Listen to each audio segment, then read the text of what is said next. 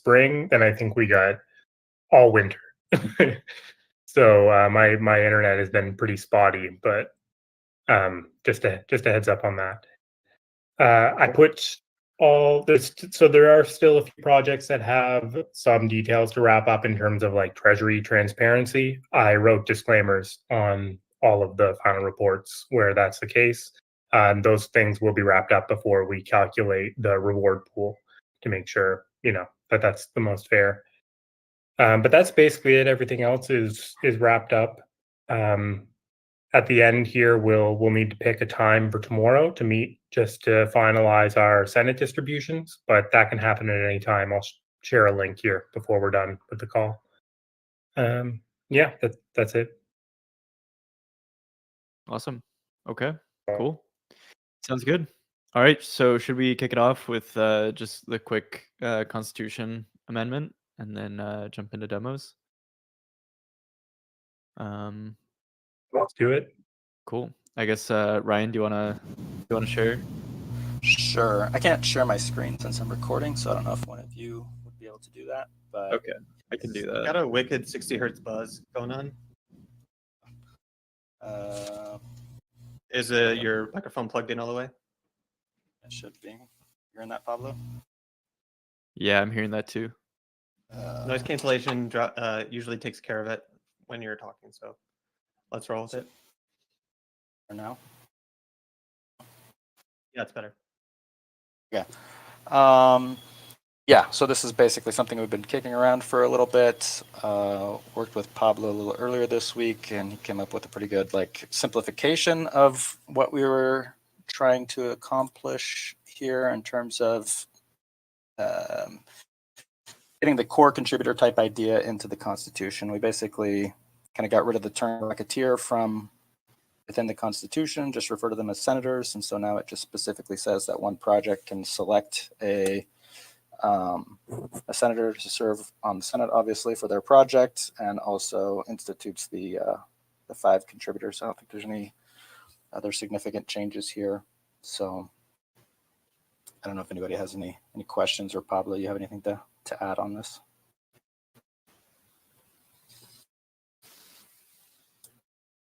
Sorry, I'm muted. The only thing that I would add is that we've also added this directly in the Constitution, which is the right to distribute community circle rewards. And that's defined in the project system. But yeah, it basically says that senators can vouch for other contributors to join MoonDAO's rewards.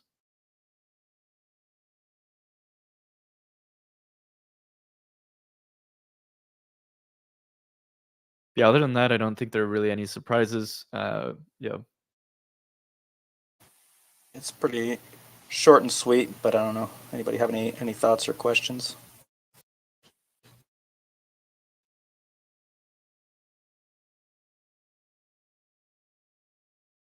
Did we say something earlier about reviving the term steward for this? Well, I had originally kind of been kicking that around, but ultimately I think this is even an even better simplification. Just senators is pretty Right. clear. Okay. And I think down the road too, we should look at renaming, the astronaut type title as well, removing that kind of from our documentation or coming up with an alternative name. Definitely.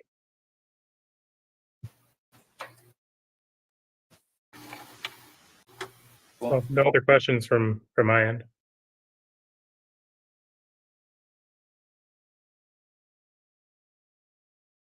Cool. Well, I guess if there's nothing else, we can put it up for a vote.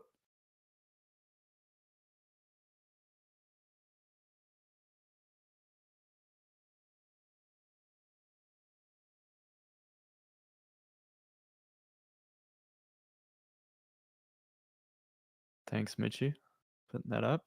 Looks like we got 5 votes. And 6. Cool.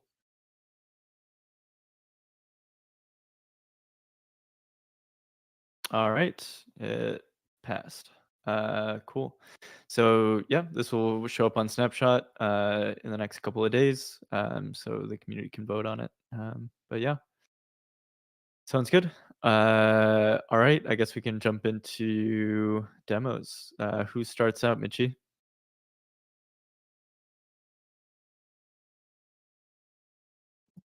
I posted everything in the chat, all the links. So if anyone just scroll up a little bit, first on the list is the second astronaut selection extension. So you're up.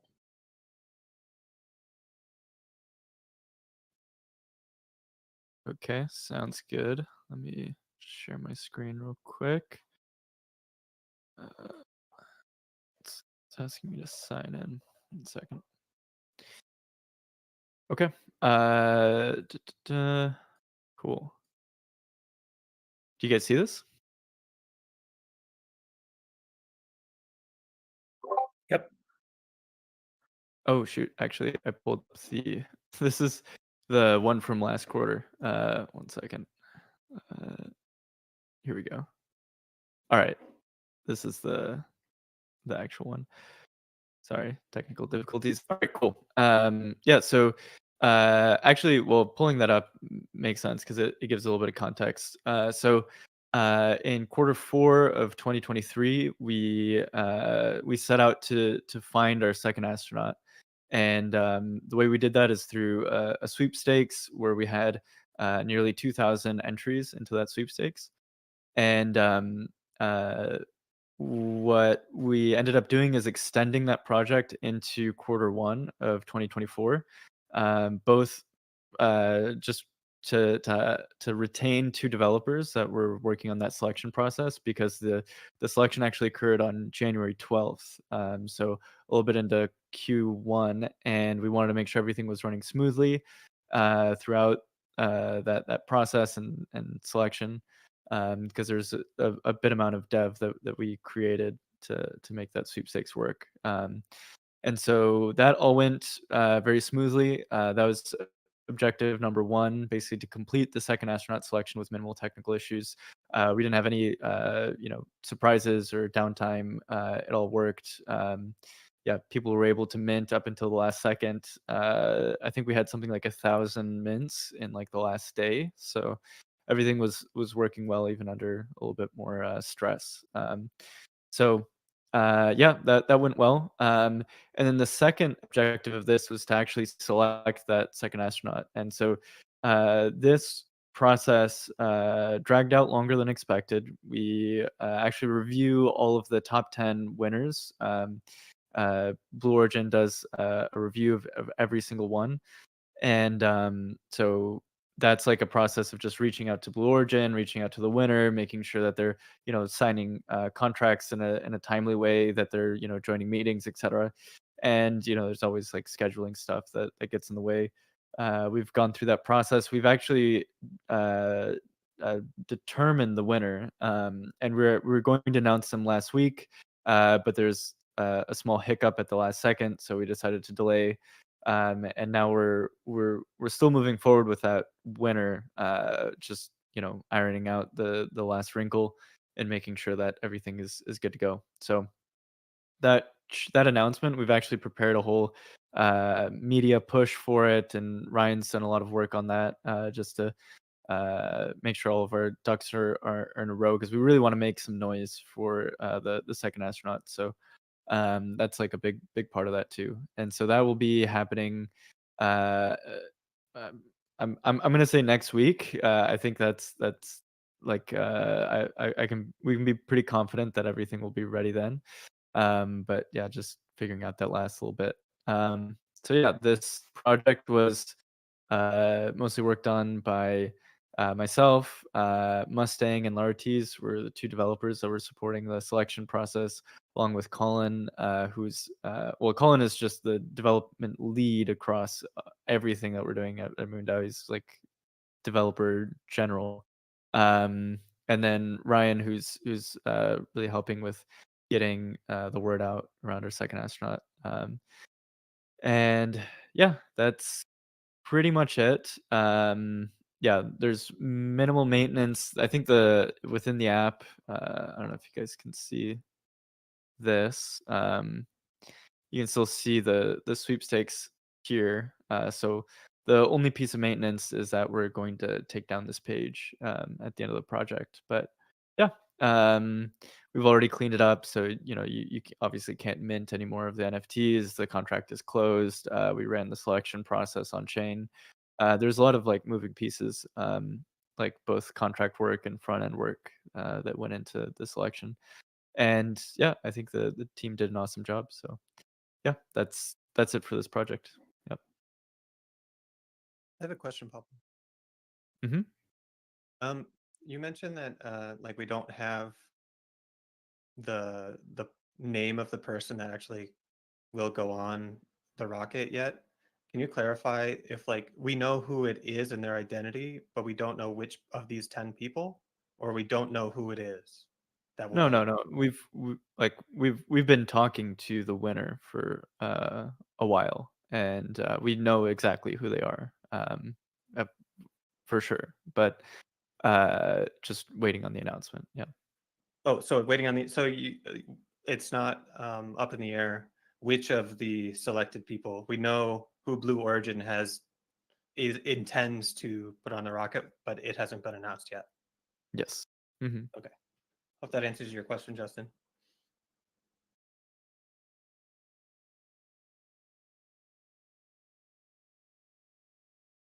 Yeah. So they're selected. It's just the announcement hasn't gone through. So, yep.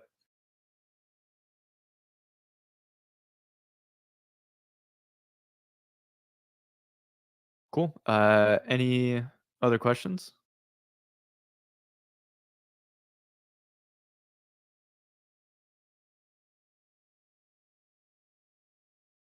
Cool. All right, then I guess we can go to the next project. And that would be still with you, MoonDAO Entities. Okay, for this one, Colin is actually going to share his screen and lead us through. Oh, Yeah, I guess while Colin gets that up. So this is a project to onboard both citizens, so individuals and companies, entities, to become a part of MoonDAO. And so this is, yeah, I think I'm really, really proud of this project. It is, I think, the onboarding flow that we dreamed of. That we've been wanting to have for a long time. That makes it very simple. It's literally just one click on chain. Went to mint the entity. You do have to. There's some stuff where you add your info and you pin it to IPFS. But we've designed the contract such that it's it it launches either a citizen NFT or an entity in one click. And then on top of that, it generates recurring revenue for the DAO. So the NFTs that are minted in this flow are a yearly subscription. So in order to help, and that money goes directly into the MoonDAO treasury. So it's a way to help embolden the treasury and yeah, bring more funds into MoonDAO. And also make it really simple for individuals and companies to join MoonDAO. The number one question or the number one thing that we get when we're working with a partner or a collaborator is or even individuals that are is that it might be the first time that they've ever interacted with this sort of thing. So they're very confused about the terminology. They're very confused about how to even get a wallet or get involved. And we've broken it down into a flow that I'm just super proud of, and the whole team has done a really good job in getting this together. So we'll actually be demoing two things here. One is the citizen flow, so how to register as a citizen, and this isn't we're not launching it yet. We're actually going to put together a go-to market strategy where a lot of the people that have already staked vMooney will get a heavily discounted citizen NFT. And also, we'll be launching it with a cohort of different companies and partners that we've been working with for a while. But the whole thing is working end to end, and we're excited to demo it for you guys. So, yeah, I guess, Colin, do you want to? I mean, feel free to take it away, or I can talk throughout whatever is easiest. But maybe we can go through Citizen first. Yeah.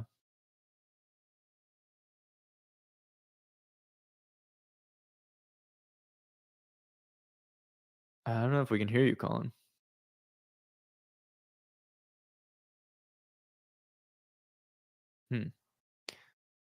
Colin's audio might not be working. But yeah, I guess you want to just walk through it and click on become a citizen. We can keep going. Yeah. All right. So the first thing that you do here is, as a citizen, you just enter your information. So this is your name, your contact. We're using Typeform to do this. So we actually have control over this form pretty easily, and we can adjust it over time. Yeah. So yeah, maybe Colin, do you want to put like your real info? Like, or actually, maybe we don't want to dox you. Yeah, first, last sounds good. But yeah, and also if you don't have a wallet, you can sign in with just an email, and a wallet will be created for you thanks to Privy. So yeah, we can keep going. You can enter a little bit of a bio about yourself. So this is like a chance to write about your professional background, your skills, what brings you to MoonDAO. Yeah, just a little bit more context about you, and you can update this afterwards as well. Cool. We link this to your Discord as well, so you can easily figure out, which citizen is who on Discord. So much of our community is done through Discord, so this is an important step. Cool. And then if you have a personal website, this is optional. You can add, whatever other link. Cool. And then your Twitter as well. We're also considering maybe adding a LinkedIn. But like I said, this form is very flexible, so we can keep adding or removing stuff as we go. Cool. Something that we really want. So part of this is not just you create a citizen or entity, but you can also be listed within the directory. And something that we want to add is basically a geographic dashboard of MoonDAO citizens all over the world. So we ask not to give us your home address, but at least just the city that you're from, so we can display that. Cool. And then, some people are wary of privacy, so they might want to not be listed on the feed, so they can either opt in or opt out. And of course, the newsletter. Got to get those signups. Cool. And then what happens next is, I think since Colin is just sharing his screen, transaction pops up to pin the information up onto IPFS. So yeah, you can't see it because Colin is sharing his screen, but it popped up in a separate window with his wallet, and then he signed in. And so next, what you do here is this is actually a rendering of the night sky at the instant that you're creating your NFT. So this is actually like a real representation of the night sky, and you can upload an image as well. So if you upload an image of yourself or an avatar, whatever you want to represent your on-chain identity, you can do so here. And then you can actually customize the NFT. So you see the top one is blur. So you can, if you really want to emphasize your image, you can add that. You can play with the number of stars. So add more or less, and even the size of the stars too. So this is done by Santiago, who put this flow together. And yeah, once you're done designing it and playing with it, you can submit the image, and this will be the actual NFT that represents you on chain. So in this case, Colin wants to be a cube, but you could also imagine you can upload a headshot if you'd like. If two people upload the same picture and use the same parameters, would it result in the same visual image in a different like NFT hash or whatever? Obviously they'd be different NFTs, but is there a uniqueness in the image in addition to the user Well, I guess their night skies would be at different. the same time? Like if they did it at the exact same time, the night skies would be the same, right? Like Yep. Well, yeah, if they happen to mint it at exactly the same time, and use exact same parameters and the same image, then it would be the same image. Yeah. Oh, different but actually, NFTs. well, NFTs would Santiago, be never mind. Santiago says there's some randomness also in the parameters, so right. never mind. Okay. It would be slightly different. Yeah. Cool. Okay. That's what I was Cool. wondering. It is truly unique. Okay. Cool. And then yeah, we display the information you input just so you can check it out one last time before minting the NFT. Cool. And then yeah, this membership lasts for 1 year, and then at the end of the year you can re-up. Yeah. So cool. You have to click a little checkbox that says you accept the terms and conditions, privacy policy. And this is actually a custom contract that was written by Sheldon, who's in the audience. We took basically an ERC 721, and there's a new standard based on a new EIP. I think it's like ERC 515. I forget the exact number. Don't quote me on the number, but it's like 5156 or something. And then that is actually a subscription NFT, which means that it can be renewed once a year. You can set the renewal amount, etc. And then you'll see soon we actually take this to the next level with entities, where we're actually weaving in a couple other smart contracts directly on chain. So yeah, cool. So yeah, this is currently running on testnet. So Colin is signing in, and now it should show you the membership in the directory. So now that the citizen is created, Colin has submitted a few cubes.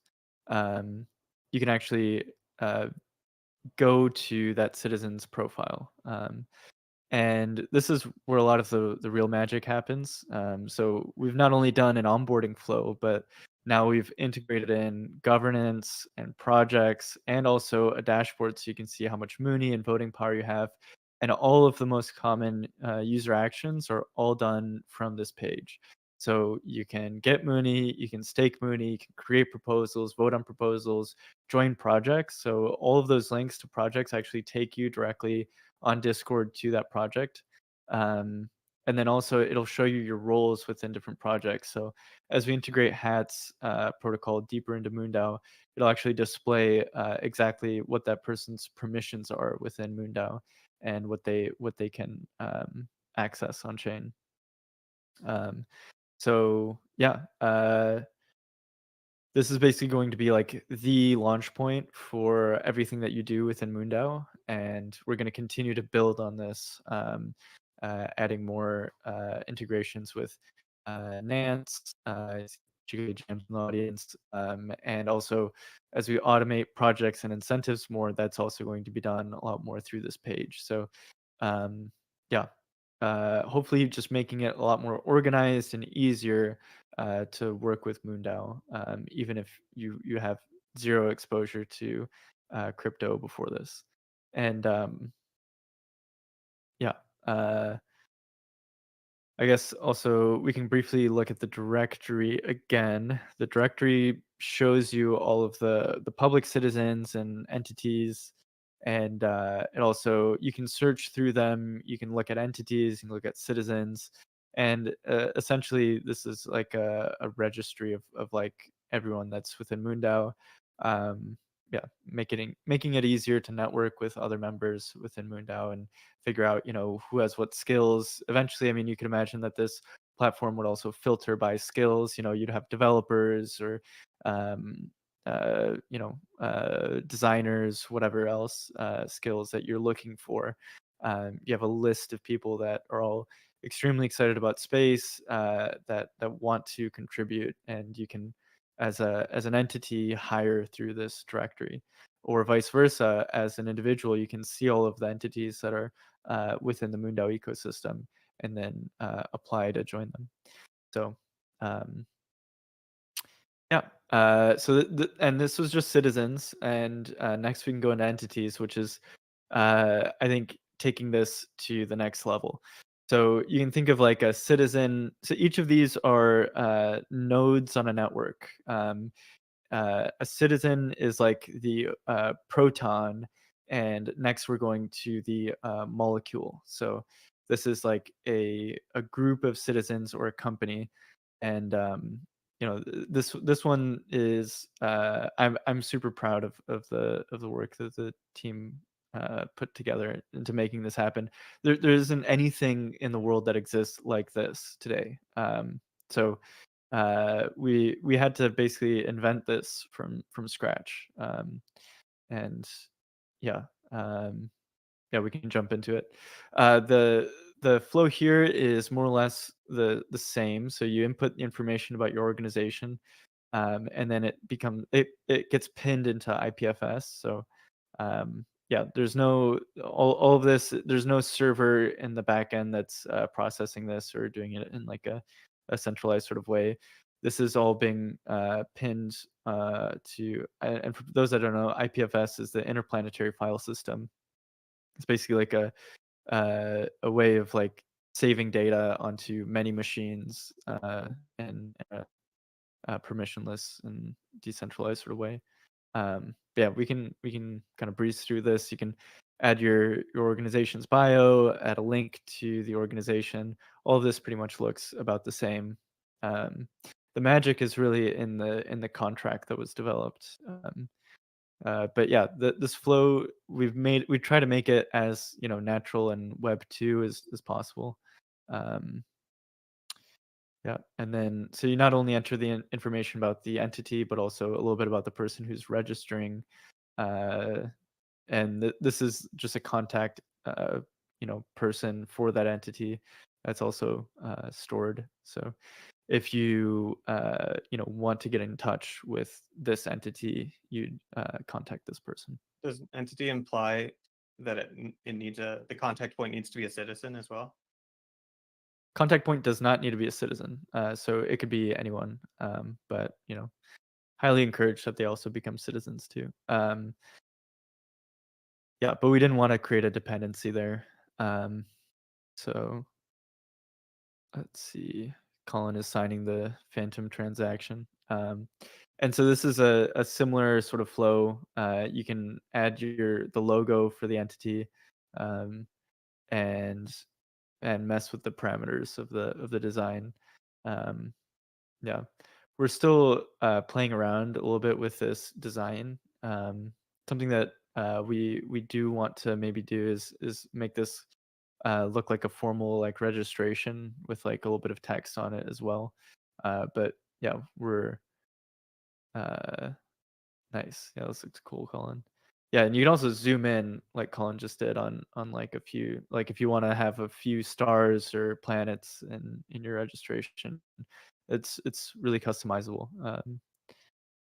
So yeah, so this is more stuff on the back end, but I'm gonna explain it here.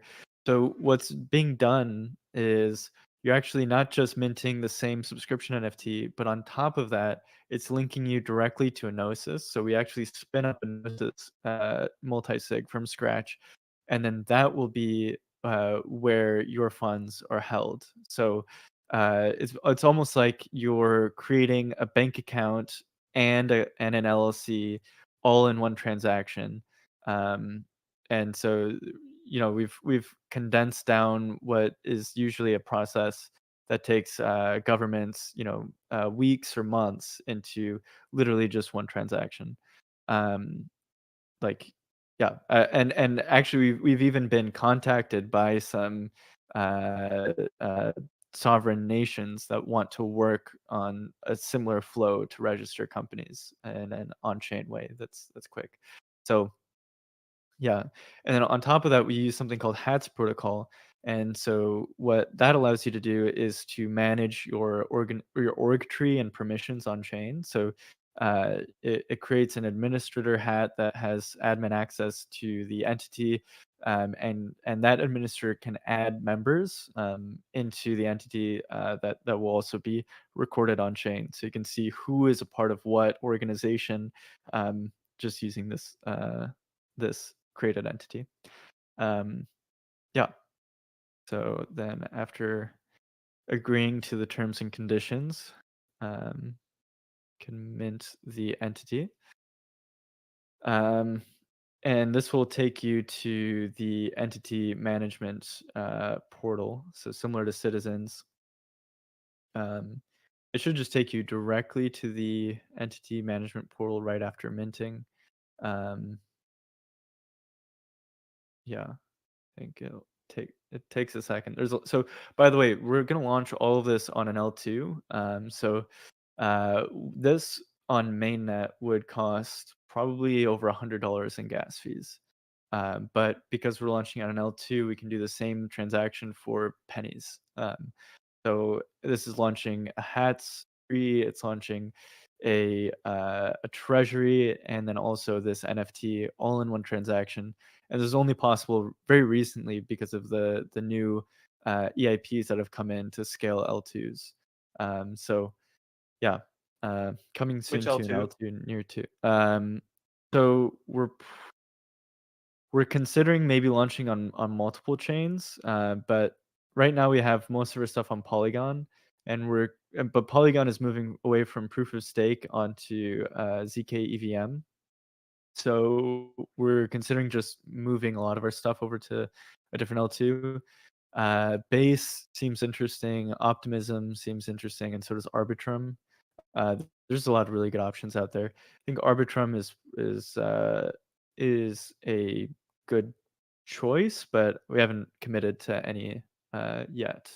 I also like Optimism. I don't know. There's a million L2s now, so it's kind of hard to just pick one. But I think we'll just go with one and go from there. They're all EVM compatible, so the contracts work for any of them. Yeah. Cool. So yeah, here you can see the treasury. You can manage the treasury. This takes you to your Gnosis. You also have Get Mooney, Stake Mooney, similar to Citizens, creating proposals, voting on proposals. You can basically act as an entity directly with any MoonDAO contract. So you can create a proposal. You can manage your members, manage the admins, and also we have a bunch of integrations to different other platforms that we use at MoonDAO, like Coordinape and Juicebox and Passport. We've also talked to MeDAO, and they've offered to create a discount for entities that want to register through MeDAO, like MoonDAO did. So that'll be pretty cool. We'll just offer a bunch of different services to all the companies that join. So yeah. I'm really excited about this, and so this is really just the foundation for what's going to be a bunch of other things that we're going to build on top of this. So we'll be launching this as an alpha soon, and then we're going to be working on governance and incentive automation. So basically taking a lot of learnings that we have through our incentive system and our constitution, and then baking those on chain. On top of the citizens and entities. So, and then the last and final piece will be the prize model. And so you can imagine for each prize, you'll have to register an entity to compete in that prize. and you'll be a performer on that prize and be able to receive incentives and yeah, basically work on MoonDAO prizes in a very simple, straightforward flow. So yeah. I have a question, Pablo. hmm This is related to the concept of citizens and being registered as a citizen. Right hmm now, we have a lot of roles in the DAO and permissions gated behind Discord roles because that's the tool that we had currently. I imagine us moving toward um, using this concept of being a MoonDAO citizen as a long-term replacement for something in Discord. And that I'm just saying that out loud to make sure that that's consistent. And then I have a question based on that assumption. So is that a good way to think about it? Yeah, exactly. So what we use right now, Guild XYZ, you can link any NFT contract or any ERC20 and then gate permissions based off of that. So we'll be doing the same with these two. Yeah. Okay, so the way we have roles and stuff in Discord, like, will be sourced back to this citizen thing. Yes. There's a follow-up question here, and that's Mhm. this is coming from Eliza. How would you obtain or elevate your role or get a new role under this model? Like, Mhm. yeah, I guess that's the So question. yeah. So right now, let's see. The way that we define roles within our constitution is we have the member house, which will be composed of these citizens that have Mooney and can vote on proposals. And if you have a certain amount of Mooney, then you'd get the role of delegate, and that allows you to directly submit proposals. Um, so that's, I guess, the first way to like elevate your role within MoonDAO. Then the next one would be being a member on a project. So and that gives you the Moon seller role, which has different implications. And then being a Senate member. So if you're on that project and you're selected as the senator, then that gives you more, I guess, yeah, different permissions within the DAO. And then lastly, there's what we call the astronaut role, which is elected on a yearly basis. Yeah. So those roles are um, Discord only, like based on participation in DAO activities, or is that linked? Are those roles actually linked to the citizen So concept? yes, that will be the next step, is basically taking our constitution and then creating a hats tree around it, I see. and moving all of those roles on chain. Yeah. So eventually, if So Discord goes away or whatever, our roles are defined in this hats tree and yep. not solely, marked in a like next to my Discord name. Yep, exactly. So yeah, if you go to Colin, if we can jump to a citizen real quick, I can show there's a little panel there that's just for roles, and so that will link to all of the hats that are in your wallet. Okay. And hats protocol is just it's like a role management on chain. So you basically see, first last is a member of this project. He is a senator, or he or she, I don't know if first last is a gender. um yeah, so yeah, you can see Okay. uh This answers my question. So it's basically baking in all these things that are defined in the Constitution into what we do on chain instead of just kind of verbal commitments and badges that we wear when we're in public. yeah, exactly. Yeah, it will basically take our constitution and then like this has always been an ongoing project. Is like Right. we have the Constitution in words right now, but we actually need to translate that into code, and so that's what the next step will be. Yeah. There's one comment which I think after this someone should post it in ideation, make a formal amendment for. Astronaut is as a title is getting confusing when we're sending astronauts Yeah. into space. So that's kind of a fun problem to have. Exactly. Yeah, well, I think Ryan mentioned it in the Senate amendment that we're considering renaming it. It's been kind of on the backlog of like, yeah, we need to do that. um, Same with Rocketeers. I feel like that kind of can get a little bit confusing for people too. So, yeah, cool. All right. Well, I feel like yeah, we went through a lot here. You can read more about the project in the final report, which will be linked. And yeah, thanks, guys.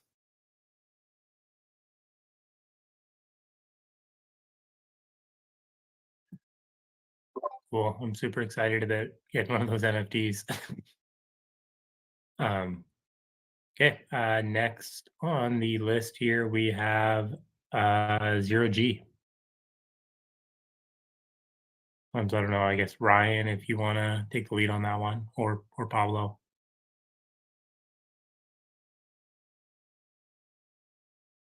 I don't know if Ryan can share if he's recording as well, but I feel like Ryan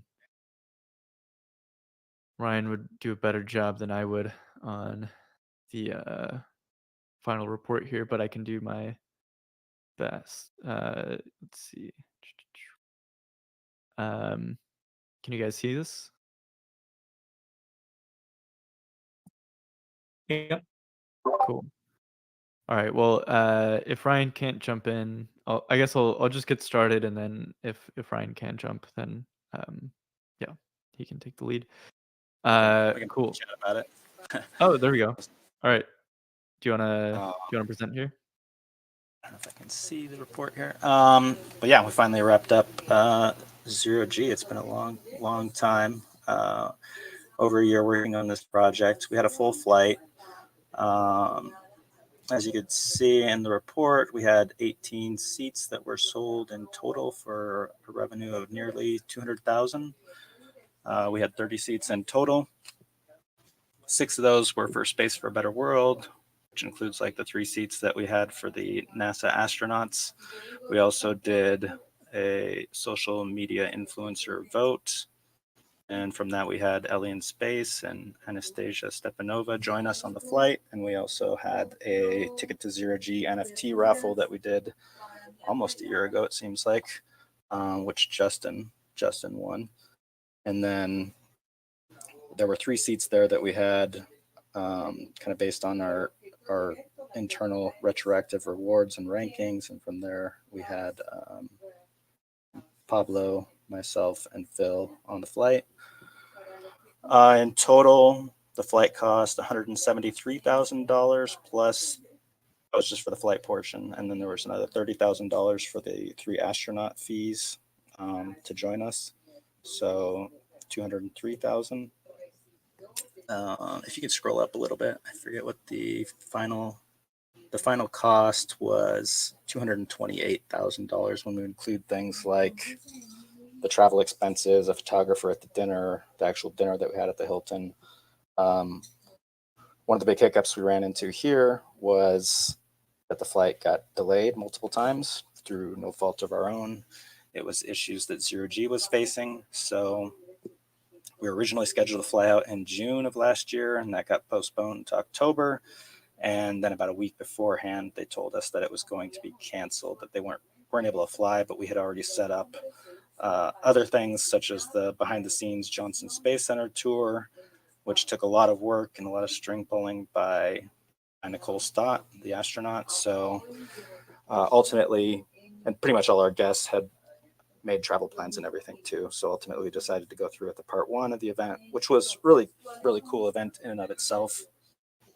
Numerous people there said it was one of the coolest events that they'd done, despite the fact that we didn't actually have the 0G flight.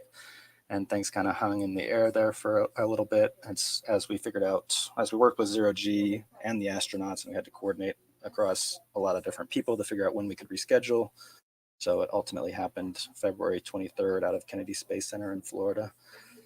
So the double travel and all that sort of stuff kind of adds to the expenses.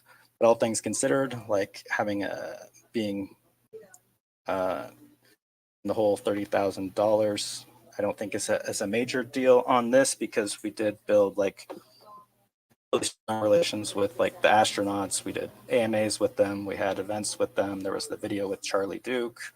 The relationship with Intuitive Machines came directly out of this event because of the CEO of Intuitive Machines and his connection with Nicole Stott. So, and there was content and interviews and other things done by Alien Space, by Anastasia. So I think there are a lot of other like side benefits, I guess, to running a project like this. And yeah, it's fairly high profile, and overall, I think it was a success despite the obstacles that we faced. It was a frustrating project at times because some things were, out of our control. And yeah, I don't know, Pablo, you have any thoughts there?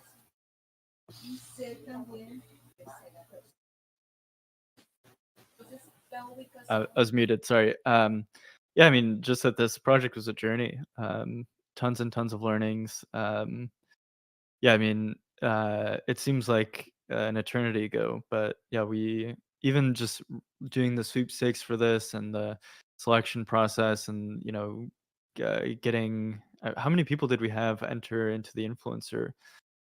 We had a pretty solid turnout, right? Like, and there's a lot of outreach involved there, and then selling the seats. That was a ton of effort and logistics went into that, and then organizing the whole crew. There's so much stuff like kind of behind the scenes that the team put in a lot of work here.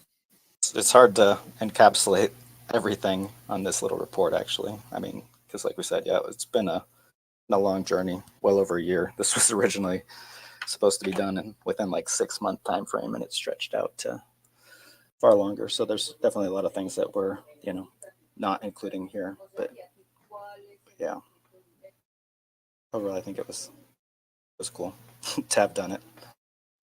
I don't know if we'll do it again exactly, but yeah. And I mean, I think there's just a ton of learnings. This was apart from sending someone to space, I think this is MoonDAO's like largest real world project that we've done.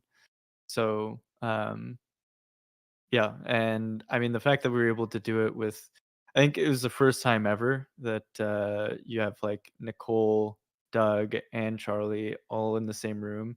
Like beyond just like going into 0G, just being able to hang out with the three of them, and yeah, it's just like like Ryan kind of glossed over this, but people were saying even the first event where we didn't go to 0G, that it was the best day of their lives. Like that was literally a quote from someone. So the response was like really, really, really phenomenal. Yeah.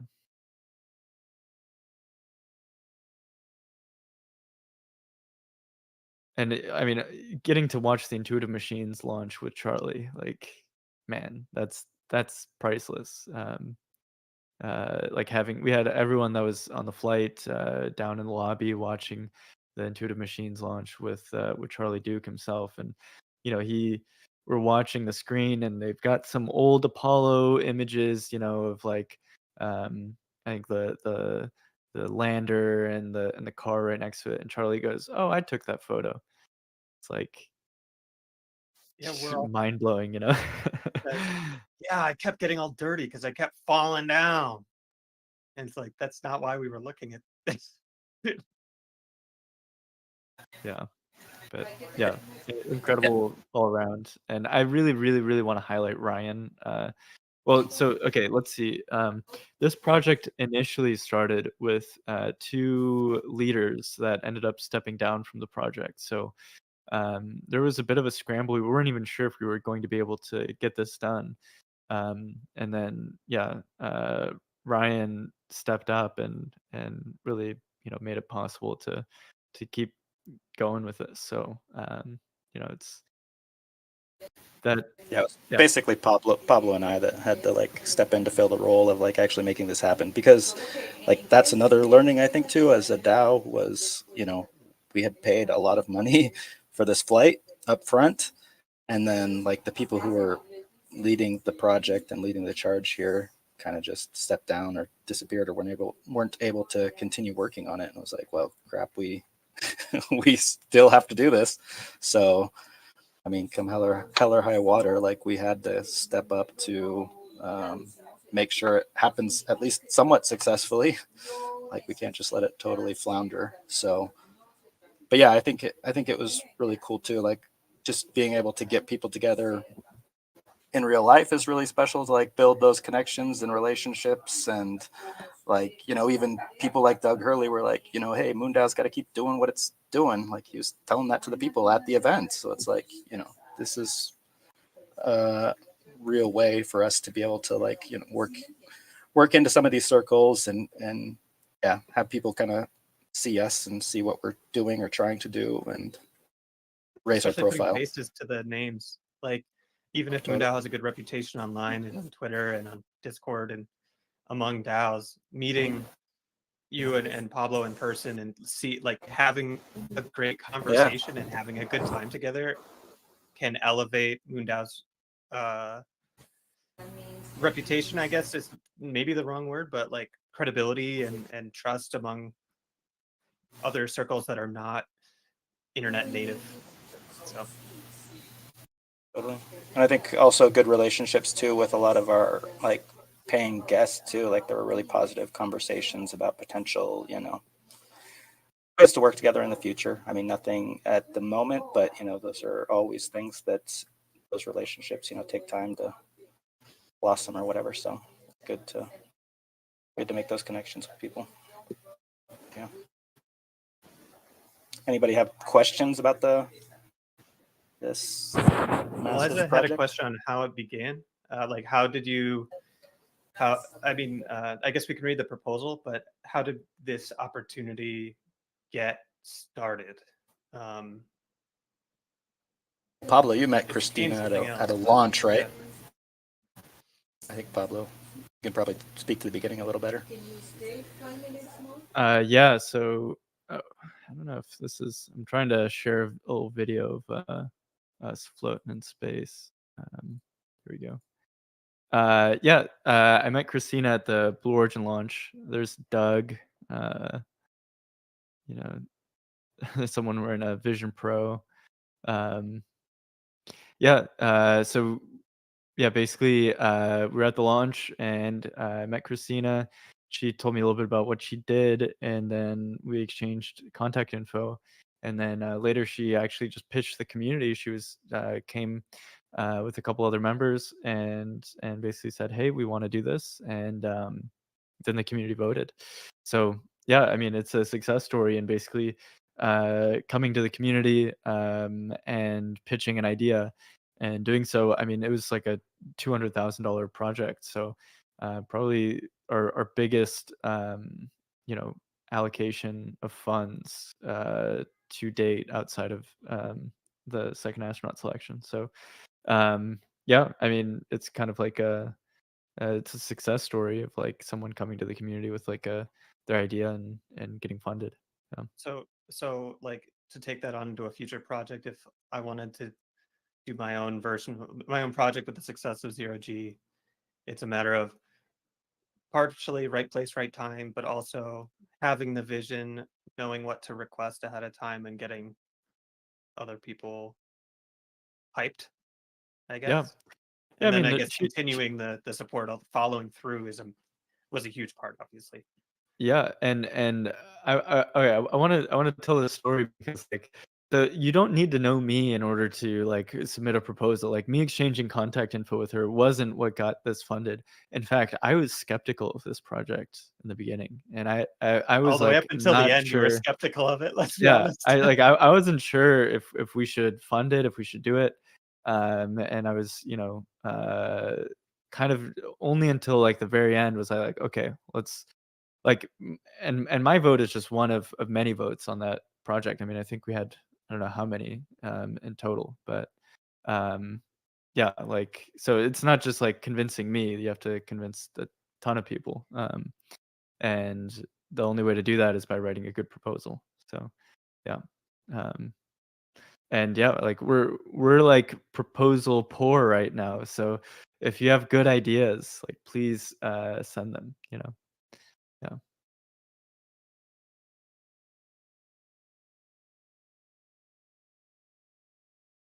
Cool. Any other questions?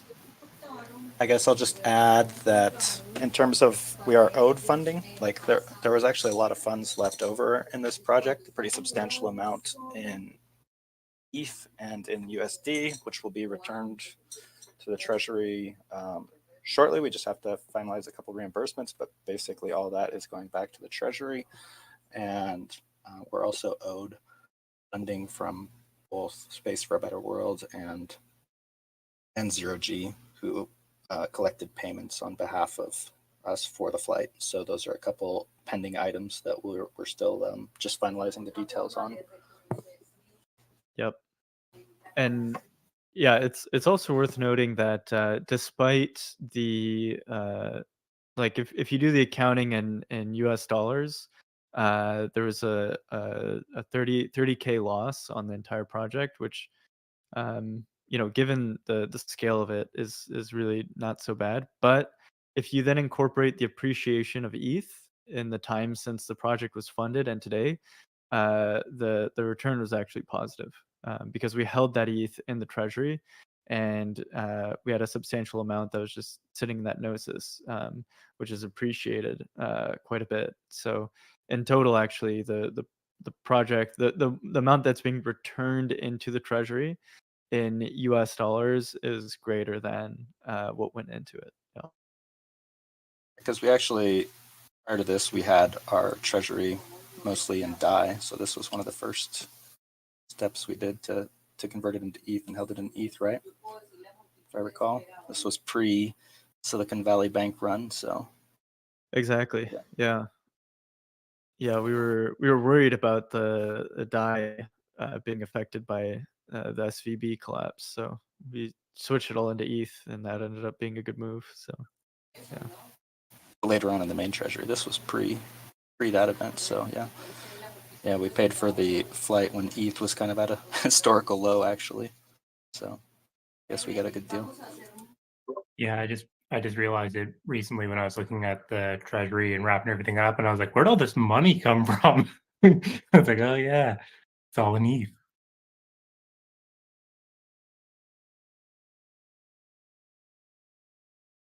Gotta be honest, Mitchie. That kind of where did all this money come from the person doing the accounting? I just Well, I mean, you want want to acknowledge the how that might look out of context. you want your account to be asking about all the money? I mean, I Yeah, was but looking at you all wanna the know money where it and comes trying to from. figure It's out where it spaceful all. stuff, but yeah. I think Yeah. it's a good thing when your accountant says, "Wow, there's more money here than I expected," rather than "Where did the money go?" Yeah. So I think we're erring on the side of goodness on this. Yeah. I mean, in dollar amounts today, we should have more money coming into the treasury from what's in this multi-sig and what's owed by 0G and what's owed by Space for a Better World than came out. So just to be like transparent, yeah, there's like almost like 70 grand left over after finishing this project in our multi-sig, which is kind of wild.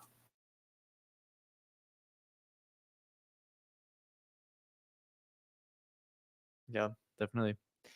All right. Well, any other questions, or should we keep moving forward?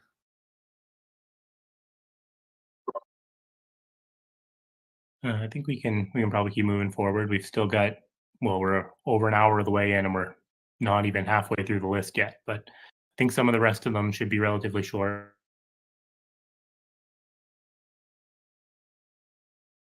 Cool. All right. Well, I guess next on the list is scroll up a little bit. Newsletter. Next we got letter and Losing Mitchie. Yeah. If one of you, Pablo, can you share?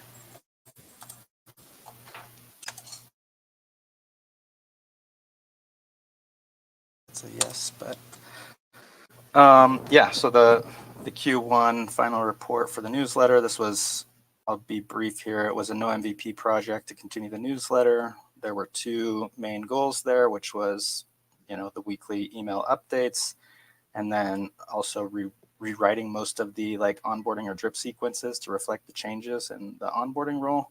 Was successful in terms of the weekly emails. I was doing those even prior to this project officially passing, not snapshot, but being approved here in the Senate as a no MVP project. So that happened.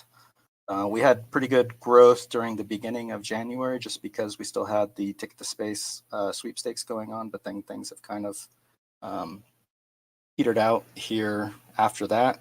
So we've kind of been stepping down in followers as email goes out. There's natural churn in these lists. And we also don't really have the sign up highlighted well at this point in time. It's kind of buried. But yeah, so I mean, that part of it meets expectations. We're still floating around 13,000 subscribers. I did not get to the autoresponder drip sequence revamp. I was kind of waiting for also changes in the new entity flow and just got busy with other stuff. So that one I did not do. It will be something that I plan to do once that's all launched and live. And also we decided to wrap this kind of duty, this work into the executive branch role going forward. And there's the executive branch proposal that's up right now for a snapshot vote. So in any case, the newsletter project as such won't be continuing in the project system, but as part of the executive branch. Yeah, I don't think there's a ton more to share here.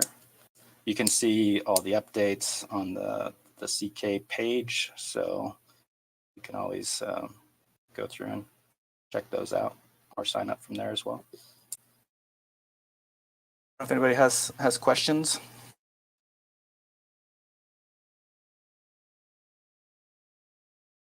Not a question, but I think that yeah, we should definitely make this either an iframe or basically have this identically within the app under news at a top level domain.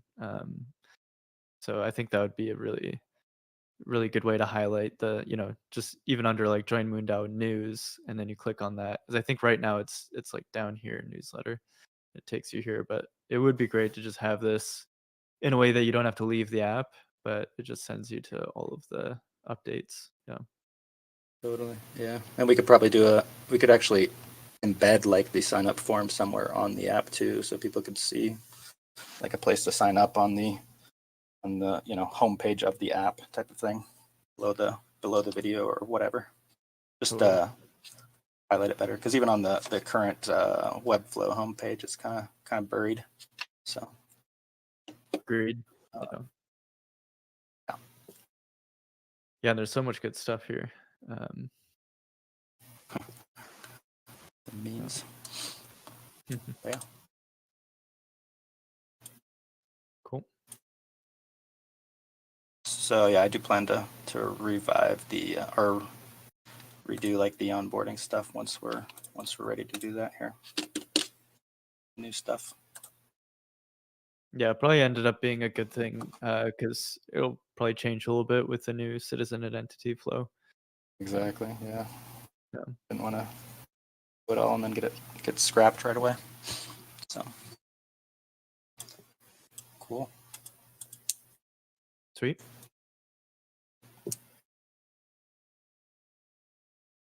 Am I up again here? Yep, Maker.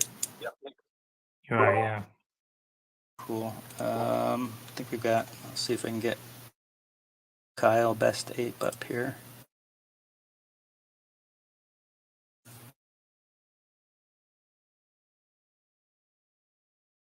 Cool. Yeah. So I was a Rocketeer on this project. Was mostly kind of doing a facilitating and kind of an administrative role here, working with the team, a lot of whom are here in the audience. But I'll hand it over to Best Ape to talk more about what they actually did here on the ground.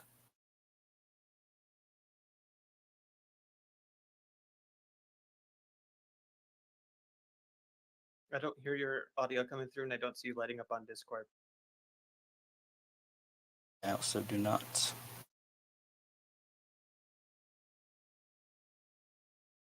Might need to leave the call and join again. It's browser permissions.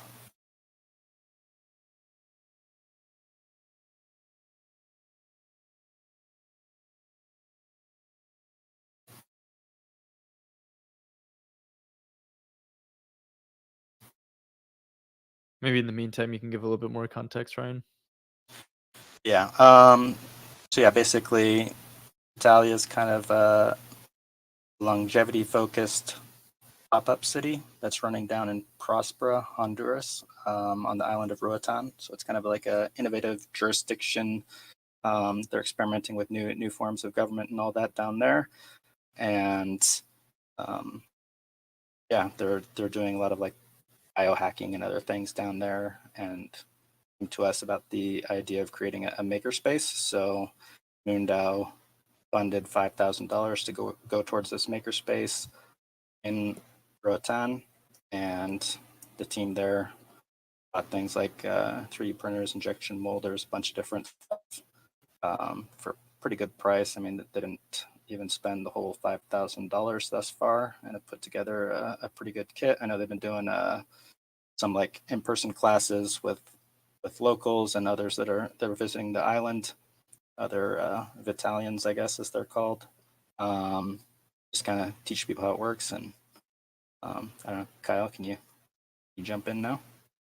Yeah, am I working out? Yeah, hey, all right. There he is. All right. So it took a little bit to get started, the first month or so, just starting up Vitalia itself, and I think finalizing the grant, and then also it takes quite a while to have things shipped to Honduras in general. So I would say that's our biggest pain point in general is shipping. That will continue to be a pain point, but the Special Economic Zone is supposed to be actually a really great place to ship things, but it's a bit complicated politically right now. So long run, I think it'll be fine. But yeah, that's, I guess, the one kind of frustration. Otherwise, it's been a great experience. Quite a few talented people attended Vitalia, so they were able to do some pretty cool stuff with the tools when we got them. Again, yeah, if we had it a little bit earlier, we would have been able to do even more cool stuff. But no worries. We've got planned. We've already started the project, but we're going to our first main mission is to give an amputee on the island a prosthetic, and so we scanned his leg. So we've gotten that far, and we're hoping to have it done by by this report, but we should have done, I think, by the end of April, maybe May. So we've got all the machines to do that, and our friends they've made prosthetics before, so we also have the talent to complete it. But time will tell. So far, it looks great though. For the Makerspace Space Manager, that worked out. That was actually, when we went into it, was the biggest concern was, are we going to find a manager? At least for me, that was the biggest question mark. And when I was chatting with people on the island, they were saying how hard it is to find a manager. And that is true. But luckily, the Augmentation Labs is one of the startups that happened at Vitalia, and it's a really great fit for the makerspace. So Cassix, who is the one of the founders, the main founder, though Fraser and Jason are in the call as well, and I would say they're founders. But anyway, yeah. So they've just all of them have just been very excited about the project. Cassix has some really cool long-term thoughts about how the makerspace can continue to grow alongside their labs. The labs has gotten its seed funding, so it's going to be around for a while yet, hopefully a very, very long time.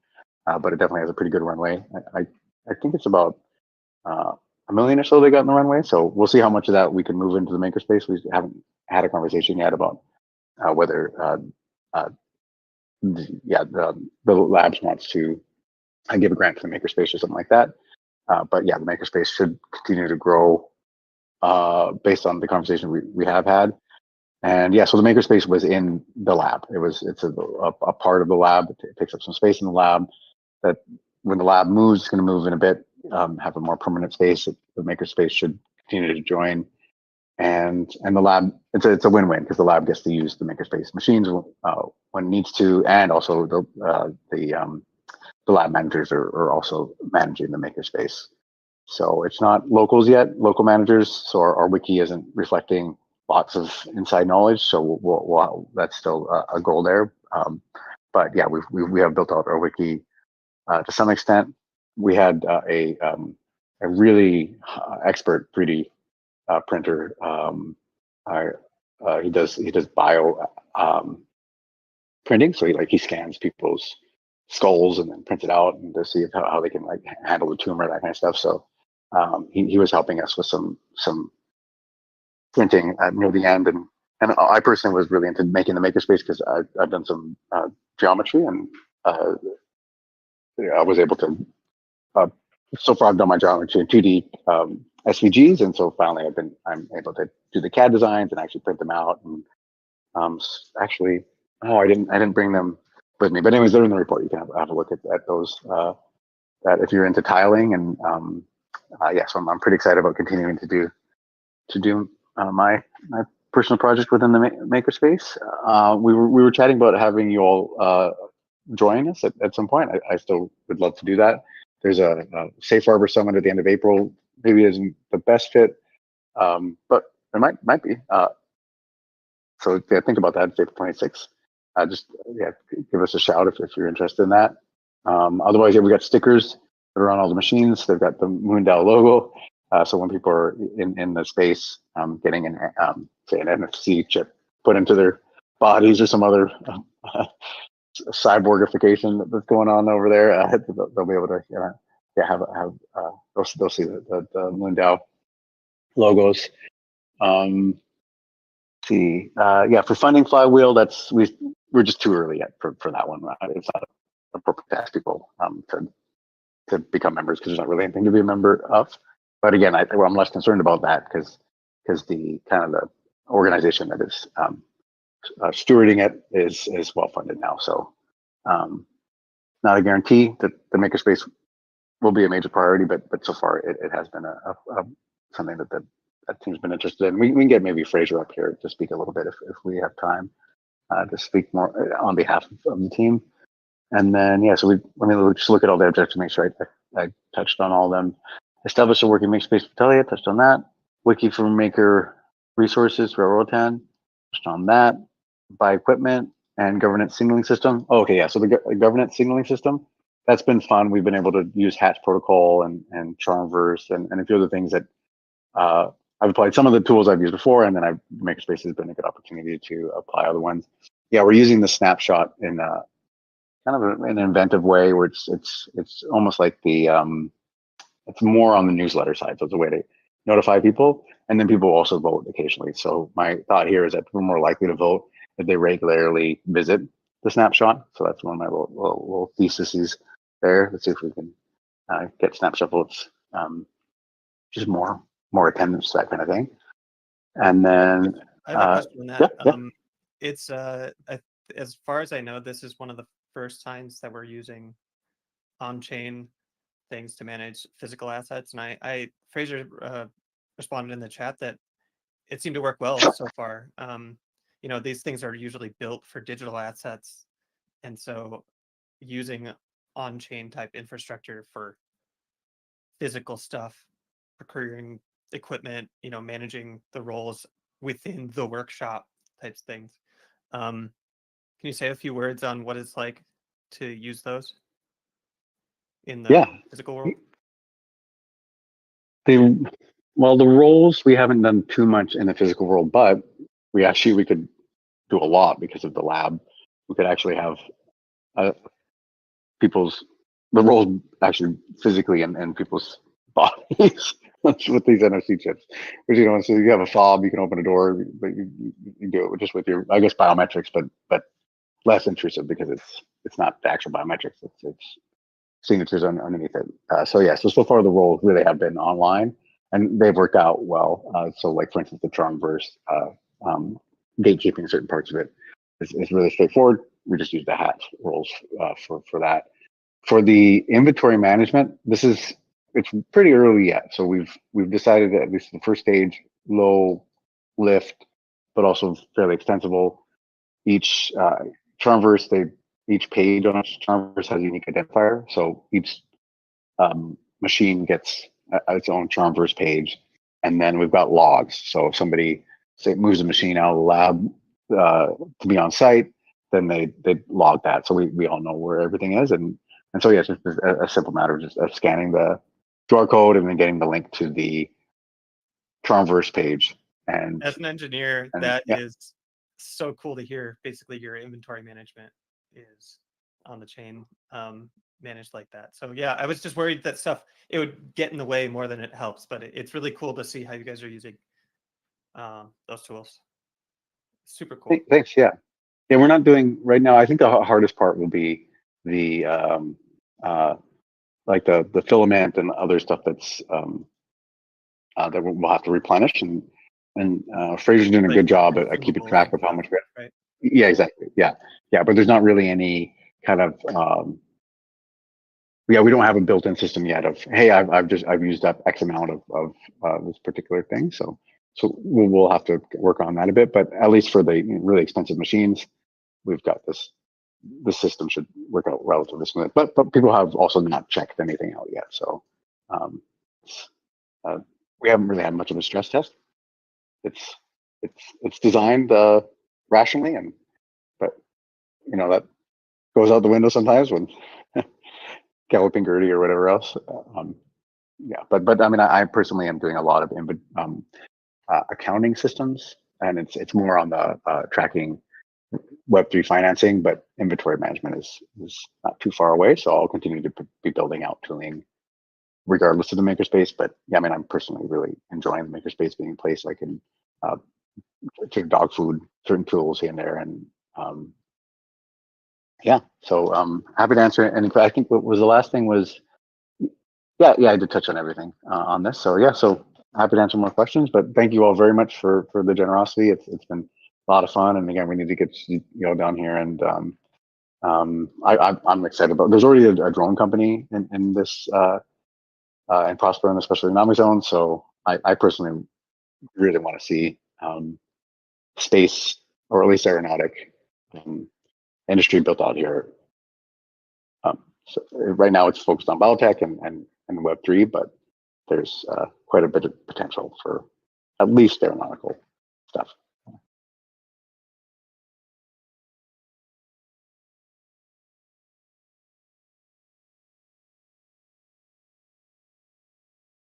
Totally, yeah. And I think you guys have, what was it, about $1,000 left in the multi-sig too. So we talked, like, this is basically as a grant, so you guys can continue to use that for as part of the runway or for materials, or if there are any other like machinery or whatever that need to be purchased. So just so everyone here on the Senate knows. Yeah, I think it's pretty cool. I'd love to go down and check it out for sure. Just Makerspace, but what's happening down there sounds pretty awesome.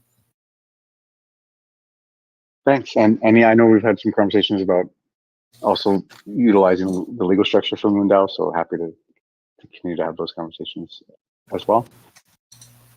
Yeah, totally. Yeah, that'd be cool. It also might be fun to do like more of an AMA about Makerspaces on Twitter or something, just to highlight the work that you guys have done. I think a lot of people have questions about like how it works and how you guys are using all these tools, and yeah, could be a fun space. Yeah, would love to, and we definitely should have Cassix on that call. Yeah, but yeah, that seems like that's a great idea. I'm definitely on board. I'm happy to support organizing it however we can. Sweet. Well, thanks, Best Dave.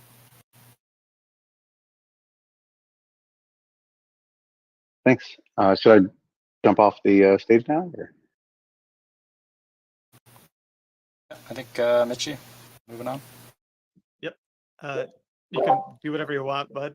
Just mute yourself can stay if just you in want. case. I mean, it's up to you. All right, thanks, guys. Well, actually, that math I was talking about, that's my image here. So it's yeah. Okay. Ciao. Have a good day. Cool. Thank you. So yeah, that makes you next, Phil, with the interim report for DesciCVs. No, sorry, I'm mixing it all up. I'm gonna do the Spacetime Protocol first. Yeah.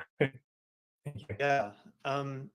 So as a refresher, at the start of at the end of last year, we were coming off of a lot of excitement and hype surrounding delivering time to the lunar community. That momentum has still carried through. This project was originally an idea to basically grow with DPRISE in a way that would encourage both of those. As things went, like after like the first month, we started pretty early on in the quarter. Me and Ashley had regular conversations. I reported our progress in town halls. Unfortunately, the original plan that we pitched, the more we worked on it, the more infeasible it seemed to be, and not really realistic. It was a good goal. It still is. DPRISE isn't ready for this. We aren't, like me and Ashley personally weren't ready for it. And it would have been a mess to do like a worldwide competition with multiple teams competing and stuff like that. So as we worked on this, the idea transitioned into something more tangible. And we used this project as basically the means to accomplish that. At the end of the day, well, like at the end of the quarter, I guess, with this final report, where we're at is this Spacetime Protocol project has become a proposed project for a university in my area that I went to school there too. So did Ashley. So we've got these connections here to the Rochester Institute of Technology. And the university has the College of Engineering has a capstone project where engineers that are about to graduate, they're in the last year of undergraduate study, join a multidisciplinary team around projects. So sometimes there's like a self-driving golf cart that is a project every year. Sometimes there's prosthetics, or more recently there have been some aerospace projects like a solar sail or a hybrid rocket. So for this project, we thought that it would be a great fit for a team of engineering students to apply their skills to make the first space-capable time card. So Facebook time card is an open source precision timekeeping device. It uses off-the-shelf components, and all of the plans, the bill of materials, and the software is open sourced. And right now it's used in data centers. You can plug it into a PCIe slot, and it's used to manage time between data centers to the nanosecond level. So all of the parts that are in the materials have equivalents that were used in space. And the form factor they chose was for their application, a PCIe slot. It's about the size of a graphics card. So they just chose that for their application. Those two things are not specific to what they were doing. There could be a form factor designed for space, and the components used could be ones that work better in space. And so that's the project. requesting students who are finishing their studies in electrical engineering, computer engineering, mechanical engineering, software engineering, and more, like the whole chain. The first semester in the fall would be a design where the teams talk to the customer, me and Ashley, and develop a set of functional requirements, a design plan, a budget, and they present it to us, the customer, for approval. In the spring, they build it.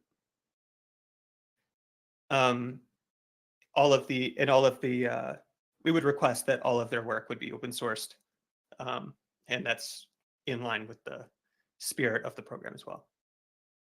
So that's where this project has gone from a competition of many universities combined with Deep Prize to let's work intimately with a small group of people. I'm local, and like be a customer and see how it would go with just one team. And so the original pitch of the competition still stands, is still valid. It's just not what this project was about. As far as the results, where we are today, I have verbal letter of intent. It's not in writing, but I've had multiple discussions where there've been a lot of positive, lots of positive feedback from Open Lunar Foundation and interest in sponsoring this project. The RIT program requires a minimum of $10,000 in sponsorship for students to use as their budget. That doesn't include labor because they're students. Sorry for the joke there. That doesn't include labor. It's just for purchasing services or parts. And so Open Lunar, we haven't settled on an agreement for a dollar amount, but we've explained the idea, given them these price points. And right now, Open Lunar has asked us to seek out other sponsors to match their gift. So I think we can look outside MoonDAO, not for any reason other than preserving the funds in the treasury. But MoonDAO could absolutely pitch in. I would be doing this, basically the customer would be MoonDAO, sponsored by Open Lunar Foundation, hopefully. And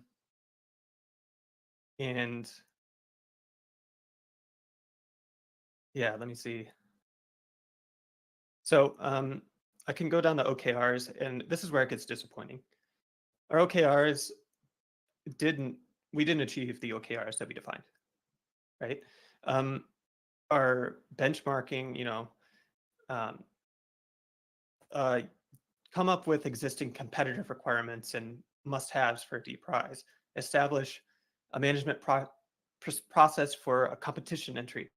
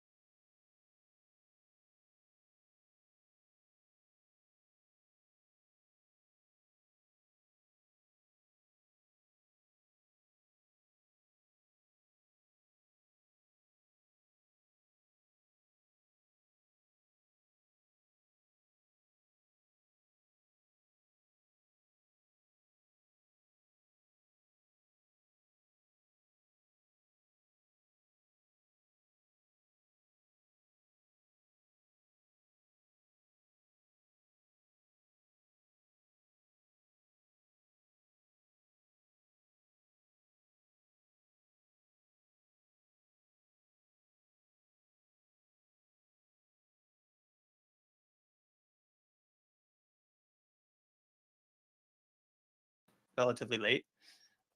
We're just growing pains of a new system.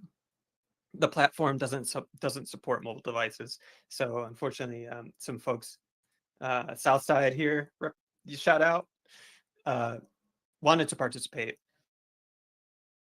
but the UI just didn't support the way they wanted to interact with the service. So, and there are no plans to. We've communicated that to DesciCVs. Another thing is that like DesciCVs had an outage. The GoEarlyNet went out, like got deprecated, and everything they were doing was built on that as their testing. So they moved really fast to get it back up and running for us.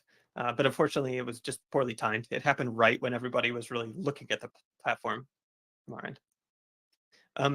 One last issue was the idea of the prize. We got as far as knowing that we wanted to give a prize out.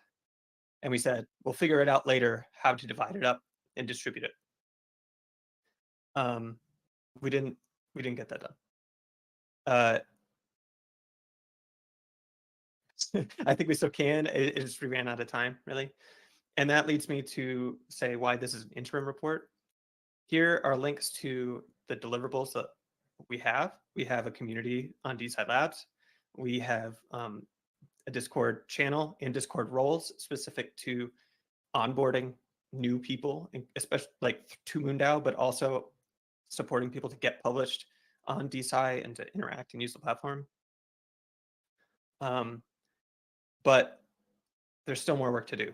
And I'm going to go through these results with the intent of continuing this project into the next quarter, like extending the project. And so all of the OKRs would ideally fit under the bigger time window. So we posted one node on your MoonDAO, and it was interacted with and stuff. And our goal was 10. We got 10 drafts, but we didn't publish them all. We learned a lot of how to effectively onboard someone new, how to get someone from the, hey, I'm interested, this looks really fun, to publishing and getting it published is, I don't know, it was different and a lot harder than we kind of imagined. So most of the learning here was learning about how to effectively convert, I guess, interested people into published authors or people that comment. We had some goals for engagement. Besides the core team, there have been a few MoonDAO members that have done stuff on the platform, and that's awesome, and I love it. And we do have, like I said, these roles and channels to continue that. And as far as outside of MoonDAO, I did some promotion and reaching out, and there people definitely care and are interested. But I didn't have, we barely got MoonDAO members converted, and professionals and people outside of MoonDAO, we were even less effective. But I think those leads are still warm enough for us to act on them. I don't think they've gone cold. But we got to act on them. And I guess the last objective was flowing our learnings and our experiences back up to DesciCVs as the developers of the platform. We didn't have really structured sessions, feedback sessions, but Carla is on the team, and her project is this. She works for DesciCVs. And so when we ran into things, we said, hey, is this how it's supposed to happen? She's like, no, write a bug report. So we did, and I don't have stats on it, but I reported at least 10 bugs or issues during the process, and I get emails saying they get resolved. So we definitely need to do more here. One example is a workshop. Asynchronous doesn't work for this sort of these last steps. We need just like sit people down and say, hey, can you set aside a half hour, an hour, and let's just go through it. It's not as hard as it sounds, but it's hard to explain. So the main focus for next quarter would be all of these OKRs. But basically, we have the foundation set up, and we need to act on it. As far as Treasury, we did, after the proposal got passed, 1 ETH was transferred to Gnosis Safe. It's still there. We are holding on to it to use as a prize pool to distribute to people that participate in our project here, as in people that comment, publish, or otherwise engage with the platform on the MoonDAO community. So yeah, we didn't give it back. We'll pay it out at the end of Q2.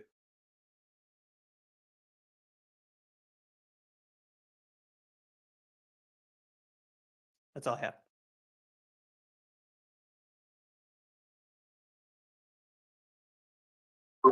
Cool. Thanks, Phil. Is it good when nobody asks questions, or? I don't know. I think it's good. I don't think it's a good or a bad thing. I know, but I mean, I'll use this time to basically shout out that we do have another workshop planned in the research channel to synchronously just hop on voice and publish some stuff. We have a bunch of drafts set up and ready to be published, but they're missing a few things. So it's a great time, and that's on Monday, a few hours before the eclipse. Yeah, should be fun, and it's open to everybody. No prerequisites. You don't need to have any prior education, prior qualifications. What's the time again for that? Let's see. I think it is 1 p.m. Eastern time, which is 6 p.m. 6 p.m. UTC, I believe. 1 p.m. Eastern, and then what day? Monday, April 8th. Okay. And we hope to have this be a recurring thing, so no pressure if you missed it, but one-on-one time with the showrunners. Sweet.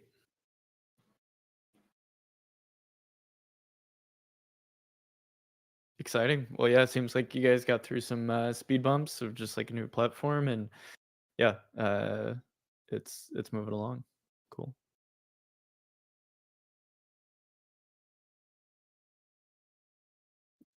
great. Okay. If no other questions, then I guess we can move on to our last presenter today, which is Colin, with the Digital Asset Marketplace Expansion Project and Webmaster. Can you guys hear me? Okay, sweet. Yep. Yeah, I had to restart my Discord. Sorry, I wasn't able to speak earlier. Okay, here, I'll share my screen. Okay, yeah, so the digital asset marketplace expansion, the main goals here were to adjust the platform fee. We created a split contract where 75% of the balance is burned and the other 25% is sent to the L2 treasury. So yeah, this first objective, deploy initial split contract, we did that. B doesn't really apply because the treasury wasn't reimbursed for the project. The plan was to deploy a second split contract that's different. That will have to come later. And then, yeah, objective 2, track total Mooney burned. So initially I thought I was going to create a subgraph to do this. But during the project, Web updated their site or their SDK to support analytics. So yeah, now the balance of the split contract is displayed on the analytics page of the app. Objective 3, we didn't get to, same reason. The treasury wasn't reimbursed for the project. So this was going to be like a quarterly review, similar to like the coordinate to distribute funds from the second split contract, but that doesn't exist. So this one's just kind of grayed out and does not meet expectations. For operations, this is calling the distribute function of the split contract. There was pretty low activity on the marketplace, so we only called this once at the end of Q1 2024. So yeah. Yeah, but this is that does not meet expectations just because we only called it once. The plan was to call it every month. I don't even think we really could have, but I didn't do what I said I was going to do. So. Objective 5 was to add additional collections and listings. I tried contacting a few artists. I didn't really have the best of luck, and I was pretty busy, so I didn't get a chance to get any collections or listings added. The plan is to still do that. I might just whip up like a no MVP project with an artist. Yeah, if anybody in the audience has any interest in creating an NFT collection for the marketplace, please let me know. And yeah, this one does not meet expectations. Objective 6, this is where most of the work was done, updates and support. We improved the styling and we added a batch listing feature. So before you could only list a single NFT at a time or a bundle of ERC 1155s. Now you can switch this over to batch. I'll add one.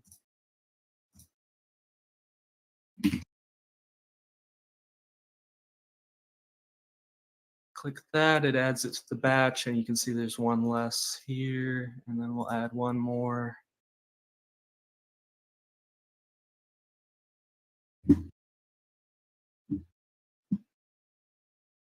And you can manage the batch so you can see what you're listing.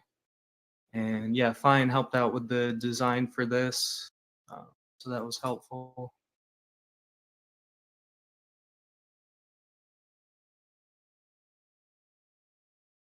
Nice. And this part of it is also sitting within the app too, right? But is this a standalone website, or is this? This is this is a standalone website. The app just has the like collection page for the MoonDAO shields.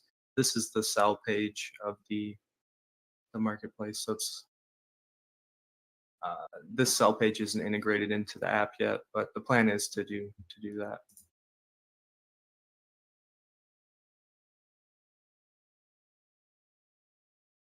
Sweet.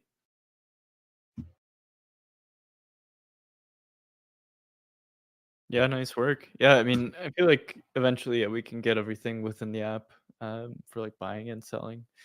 But yeah, nice stuff. Thanks. I have a question. Yeah, other than yeah, sure. Is that we on the app we have you can do stuff through the Ethereum chain or Polygon, or I guess I'll just say an L2. Is it the same for the marketplace? Like, do we have to use L2 Mooney or? Right. So currently the marketplace operates on the POS Polygon chain. So same here with the MoonDAO shields. So you need L2 Mooney, POS Mooney. We're probably going to switch over to like Arbitrum or Optimism. So when we do that, I'm assuming we'll create another marketplace. Yeah, the reason that this one isn't on Ethereum is just the gas is more. It costs more to list and to buy.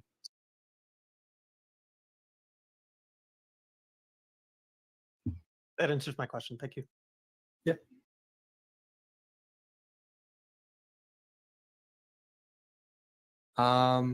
Yeah, other than this, I mean, we returned the Matic we had to the L2 treasury, and there was also some funds from the featured collection we listed last, I guess that was in like Q4 2023.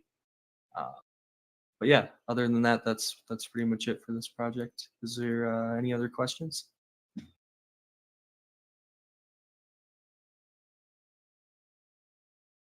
Nope. Okay, cool. I'll jump over to the next my next project, Webmaster V2. This one's pretty straightforward. The abstract just to maintain the websites and Discord bots we have. So I'll just go down the objectives. 1, maintenance. Yeah, updated documentation, dependencies, refactored components to make them more readable and just easier to use.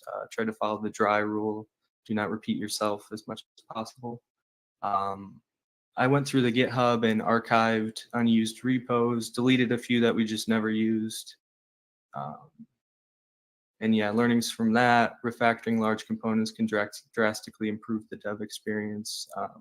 Yeah, just cleaning up the code base really helps when working with it. B, styling. I made quite a few styling adjustments throughout the app. So like the sweepstakes page, 0G page, the 404 nav. Yeah, lots of pages. Also adjusted the styling for the documentation, the quartz repo that Phil put together.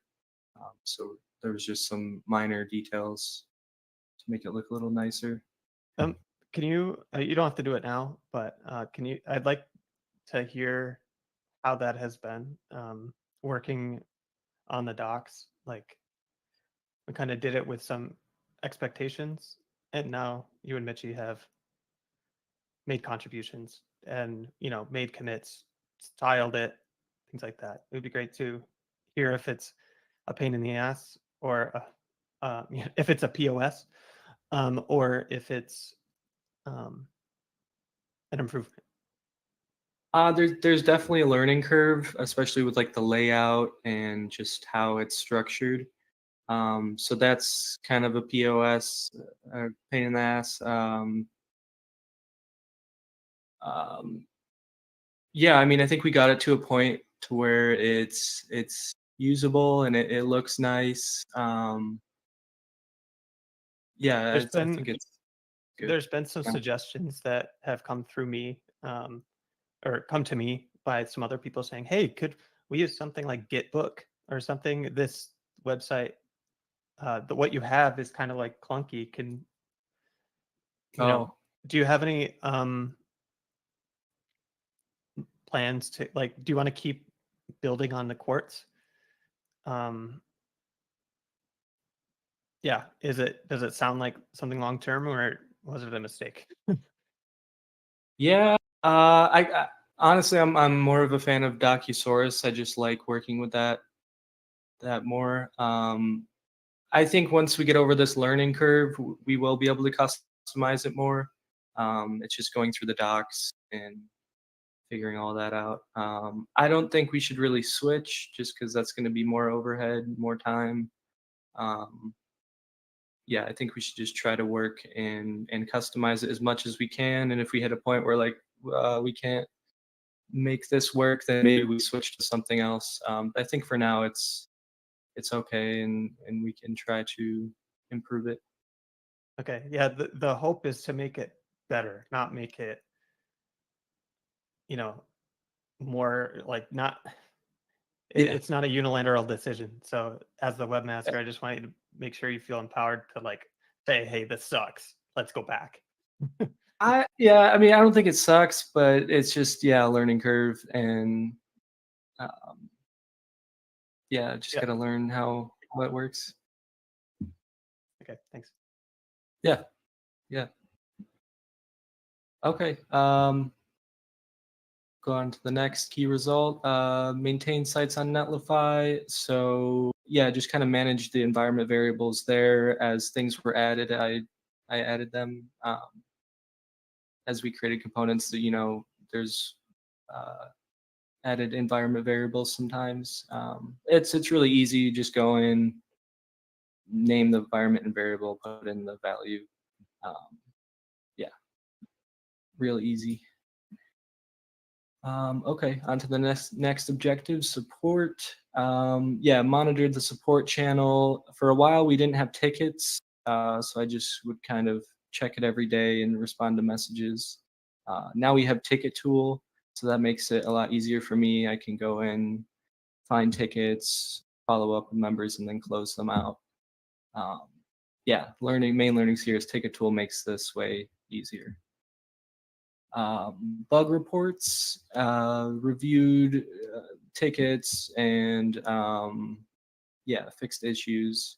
I marked this one as does not meet expectations because I wanted to create issues on GitHub for each ticket, each problem that somebody had. I didn't do that. I just kind of fixed the bugs as they came up.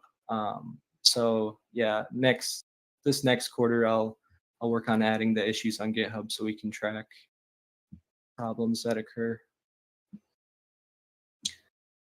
3, security and testing. So I created a workflow for the marketplace repo. It didn't have one. Now it does. Yeah, and then Cypress testing. I created quite a few tests for the app and the marketplace. So for the app, I created 7 component tests. The marketplace, I created an E2 end-to-end test, and then 13 component tests, and also some fixtures just for dummy data. So yeah, testing definitely improves the dev experience, and it ensures that core components are working and everything's good to go. So that's it for that objective. I marked this one as meets expectations. I made sure workflows are created for repos that we use, and then created tests. 4, additional contributions. So there are some features I added that weren't really outlined here in the proposal. Added a network switch to the Connect Wallet dropdown. You can now close the menu with a left swipe on mobile. Created a contact form for the 0G page, and then integrated the marketplace collection, the MoonDAO shields. And then, yeah, started converting the main MoonDAO.com webflow page into React.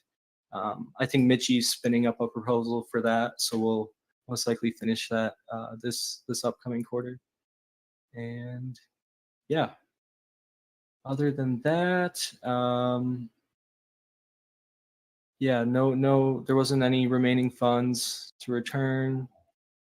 And yeah, does anybody have any questions about this? And by the way, this will be rolled over into the executive branch. So I won't be making another one of these. Okay, cool. Thanks, guys. Well, thank you, Colin. Cool. Yeah, excited to, well, yeah, continue the work through the EB. Executive branch, EB, short. Yeah. Okay, cool. Well, yeah, I think we hit the end of it. Thanks. It was a little over 2 hours. Whew. But yeah, I feel like this was one of our strongest quarters so far, just in terms of like the quality of the projects and the amount of stuff that we're wrapping up. Yeah, I think like only 2 projects are being rolled over into the next quarter, right? DesciCVs and the Mooney management project.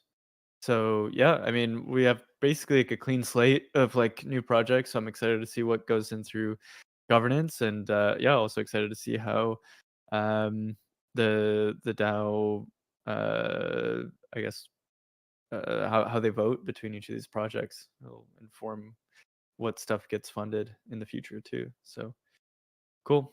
Yeah.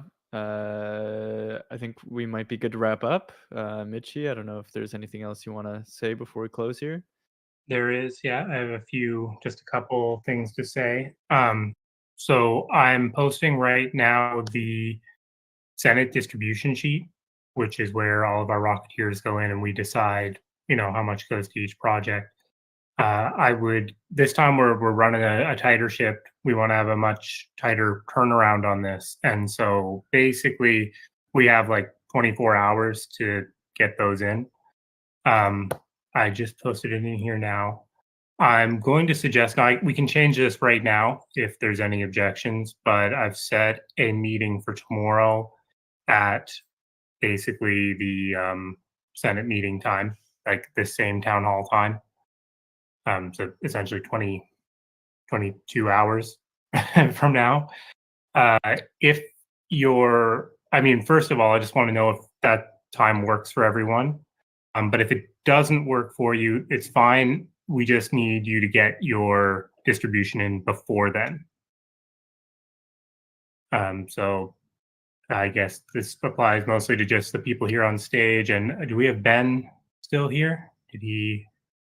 Doesn't look like we still have Ben. So I'll reach out to him and just make sure. So I guess Ryan, Colin, Pablo, does that time work for you tomorrow? Pablo's good. Yeah. Yeah.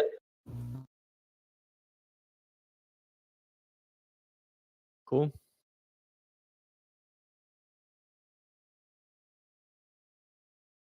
Ryan, Colin. Yeah, Yeah, they that said works yes. Yeah. Yeah, sounds good. I'll let Ben know to either be there or do his distribution first. The other thing is that next week, I just want to give a heads up now, I'll be presenting the executive branch wrap up project next week.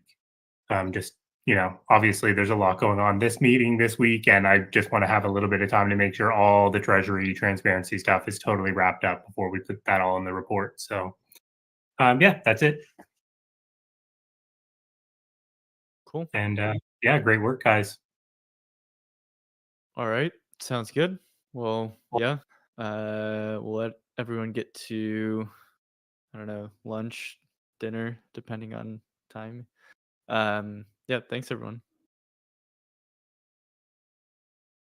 Cool. Well, good one, All guys. right. Bye guys. Bye. Later. So yeah.